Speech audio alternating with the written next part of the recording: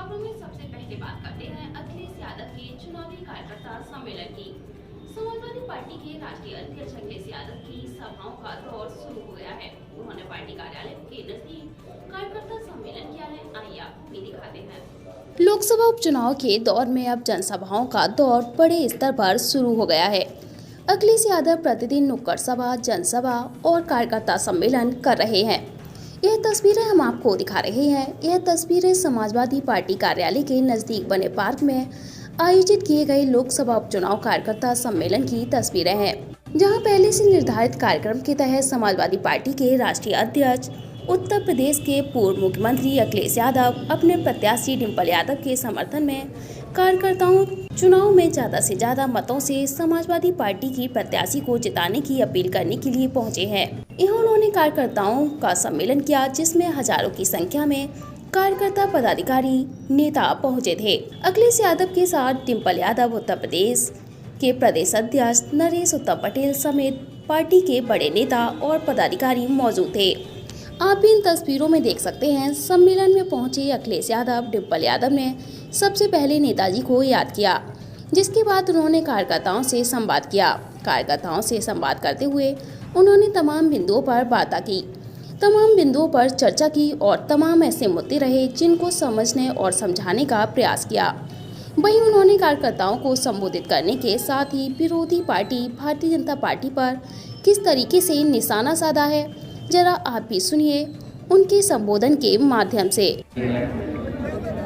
पूर्व मंत्री अध्यक्ष प्रसाद जी, राष्ट्रीय प्रमुख महासचिव आदि रामगोपाल यादव जी, यहाँ से रहे सांसद धर्मेंद्र जी, मंच पर उपस्थित पूर्व विधायक, पूर्व मंत्री, बड़ी संख्या में सभी समाजवादी नेता संचालन कर रहे यहाँ के हाशमी साहब, समाजवादी पार्टी के पूर्व में रहे एमएलसी राजपाल कश्यप जी, पार्टी के प्रदेश के अध्यक्ष नरेश उत्तम जी, पूर्व मंत्री आदि मालपाल जी, अनुवेश पाल जी, पूर्व चेयरमैन साधना गुप्ता जी और बड़ी संख्या में समाजवादी साथी जो मंच पर हैं और मेरे सामने बैठे हुए सेक्टर और गांव के सभी जिम्मेदार, हमारे नेता, सभी आदि बुजुर्ग, बूथ को संभालने वाले हमारे बूथ अध्यक्ष, जिम्मेदार सभी कार्यकर्ता साथी, पत्रकार बंधु, मैं सबसे पहले आप सबका बहुत बहुत धन्यवाद और आभार करना चाहता हूँ इस कार्यक्रम में। लोकसभा का चुनाव बहुत अलग परिस्थिति में होने जा रहा है और ये ऐसा पहला चुनाव है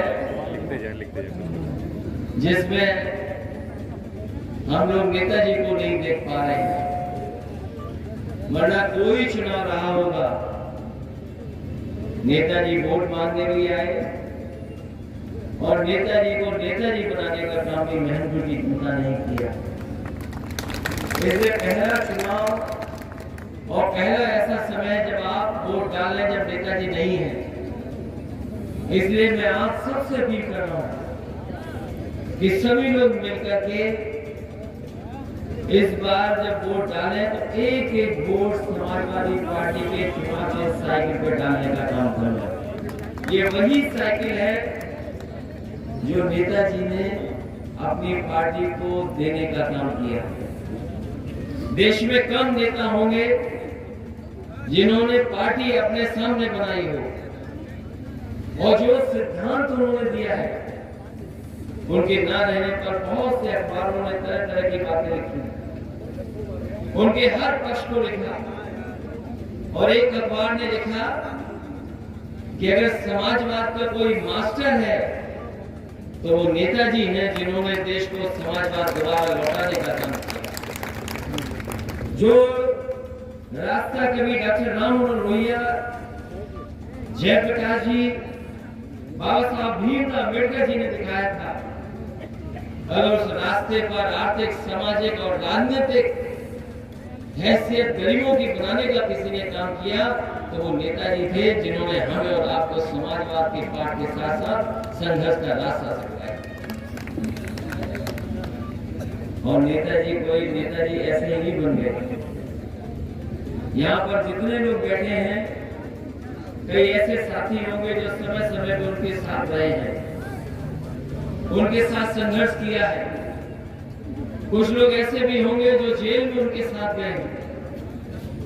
जब कभी आते हो, नेता ने कहा इसको 24 महीने में तैयार कर दो, और जब उन्होंने 24 महीने कहा, मैंने कहा कि ये एक्सप्रेस वे है, कोई सामान्य सड़क नहीं है। उन्होंने तभी याद दिलाया कि सैफई से पतारा रोड पता कर लेना, हमने कितने कम समय में बनवा दी। मैंने कहा ये सैफई पतारा वाली जैसी सड़क नहीं है, ये एक्सप्रेस वे है। उन्होंने कहा है तो आखिरकार सड़क ही। और जब मैंने इंजीनियरों से पूछा और अधिकारियों से कहा कि इन बड़ी बड़ी कंपनियां जो काम करने जा रही हैं, पूछिए कि क्या ये 24 महीने में पूरा कर सकते हैं। जो सबसे वरिष्ठ अधिकारी थे, उन्होंने एक एक करके उन कंपनी के लोगों को बुलाया और पूछा उनसे कि क्या जो नेताजी कह रहे हैं 24 महीने में बना लोगे आप? बोले हाँ, अगर आपका सहयोग और सरकार की मदद होगी तो हम बना देंगे। फिर दूसरी कंपनी से पूछा, उसने भी कहा कि अगर आपकी मदद होगी तो हम बना देंगे। तीसरी देश की बहुत बड़ी कंपनी थी, उसने भी कहा कि हम भी बना देंगे। एक चौथी कंपनी थी, उसने कहा कि जब 3 कंपनियां बनाने जा रही हैं तो हम भी इसको समय के अंदर बना देंगे। और आप लोगों को याद होगा और आप जानकारी करेंगे कि देश की सबसे जल्दी सड़क बनने वाली और एक्सप्रेस वे अगर कोई सड़क है तो वो नेताजी ने जिस सड़क का शिलान्यास किया था वही आगरा लखनऊ एक्सप्रेस वे, जिसका उद्घाटन भी नेताजी किया। और जब उद्घाटन किया था तो नेताजी के मंगवाए हुए सुखोई हवाई जहाज को भी उस सड़क पर उतार दिया। इसलिए आज अगर आगरा लखनऊ एक्सप्रेस वे पे आप चलते हो तो बनाया समाजवादियों ने, लेकिन अगर जल्दी किसी ने बनवाया तो वो नेताजी ने जल्दी बनवाया। जिसमें नेताजी आए थे और शिलान्यास होना था सैनिक स्कूल का, और जब सैनिक स्कूल का शिलान्यास किया तो सबके सामने पूछा कि ये सैनिक स्कूल कितने दिन में चालू हो जाएगा? तो निर्माण निगम के एमडी थे, उन्होंने कहा कि 2 साल लगेगा, हम चालू कर देंगे। उसी समय नेता ने कहा ये 2 साल में नहीं बनना चाहिए, 1 साल में बन करके तैयार हो जाए, चालू हो जाए। तो जब महीने गिने गए तो केवल 9 महीने थे, क्योंकि सेशन शुरू होने के लिए केवल 9 महीने थे। लेकिन क्योंकि नेताजी ने कहा, और आप जानकारी करेंगे कि सैनिक स्कूल 1 साल में हम लोगों ने शुरू कर दिया। और नेताजी ने 1 साल के बाद पूछा तो बताओ वो मैनपुरी का सैनिक स्कूल शुरू हो गया? हमने कहा शुरू तो हो गया है, लेकिन मैनपुरी में शुरू नहीं हुआ है, लखनऊ में शुरू हो गया। उन्होंने कहा लखनऊ में शुरू हुआ है तो हम सैनिक स्कूल में नहीं जाएंगे, और अगर जब मैनपुरी में बन जाएगा तब मैं जाऊंगा। तो यहाँ के कुछ लोगों को पता होगा, जब बैच तैयार हो गए थे, क्लास तैयार हो गए थे, तो नेताजी ने मुझे भेजा था सैनिक स्कूल में कि देख करके आओ वो सैनिक स्कूल कैसा चल रहा है, अच्छा चल रहा है कि नहीं चल रहा है। ये किसी ने सैनिक स्कूल बनाने का काम किया और समय पर चलवाने का काम किया तो नेताजी। ये वो बातें मैं बता रहा हूँ जो केवल छोटी छोटी घटनाएं हैं, 2 या 3, ऐसे न जाने कितनी यादें यहाँ के लोगों के पास अपने पास हैं। इसलिए इस चुनाव में जहाँ बीजेपी के लोग तमाम तरह की बातें कर रहे हैं, तमाम तरह के उलझाने का काम कर रहे हैं, लेकिन मैं जानता हूँ यहाँ के हमारे कार्यकर्ता नेता बहुत समझदार हैं, बहुत ही संघर्षशील हैं। कई परिस्थितियों में यहाँ के लोगों ने चुनाव लड़ा है। एक ऐसा भी समय आया था जहाँ पर ये चुनाव पूरा रद्द हो गया था, और रद्द होने के बाद भी यहाँ के लोगों ने अगर किसी को जिताया था तो वो समाजवादी पार्टी को जिता कर ले जाता। इसलिए मैनपुरी के अपने विधानसभा के जितने भी सेक्टर प्रभारी, बूथ प्रभारी और जिम्मेदार कार्यकर्ताओं से मैं निवेदन करना चाहता हूँ कि ये चुनाव समाजवादी पार्टी का तो है ही है, लेकिन ये नेताजी से जुड़ा हुआ चुनाव है। मैनपुरी का सम्मान नेताजी ने बढ़ाने का काम किया, इसलिए इस चुनाव में आप सब लोग मिलकर के एक एक वोट समाजवादी पार्टी के पक्ष में डाल देना। यही निवेदन, यही अपील मैं आप सबसे कर रहा हूँ। आप सबका बहुत बहुत धन्यवाद और बहुत बहुत आभार प्रकट करना चाहता हूँ। बहुत बहुत बधाई।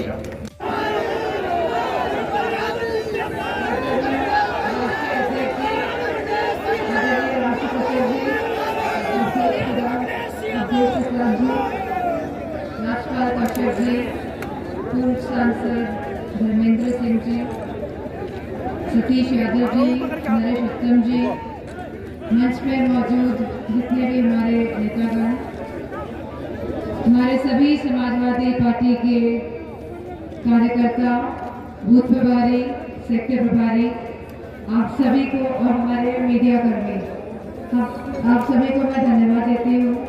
यह चुनाव जो होने जा रहा है, यह मेरा चुनाव नहीं है, ये समाजवादी पार्टी का चुनाव है। हर एक कार्यकर्ता समाजवादी पार्टी का जो आज यहाँ उपस्थित है, ये उनका चुनाव है और ये नेताजी का चुनाव है। और मुझे पूरा भरोसा है कि इस चुनाव में हम लोग ऐसी जीत हासिल करेंगे जैसा अवधेश प्रसाद जी ने कहा अभी कि इसका डंका पूरे हिंदुस्तान में बजेगा। मैनपुरी नेताजी की कर्मभूमि रही है। नेताजी कर्मयोगी, नेताजी ऐसे कर्मयोगी थे जो सदैव हम सभी के हृदय में हमेशा रहेंगे। नेताजी का मैनपुरी से एक भावनात्मक रिश्ता रहा है और मैं आज आपको भरोसा दिलाती हूँ, ये रिश्ता आगे बढ़ाने का काम मैं करूँगी और साथ में आपके अकेले भैया भी करेंगे। नेताजी ने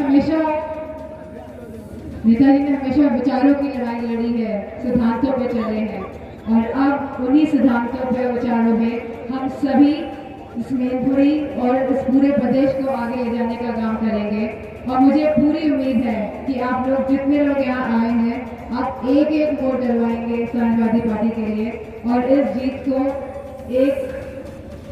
को एक ऐसा आप इतिहास रचाएंगे जिसका डंका पूरे हिंदुस्तान में बजेगा। मैं आप सभी को बहुत बहुत धन्यवाद देती हूँ और सभी को बहुत बधाई। धन्यवाद।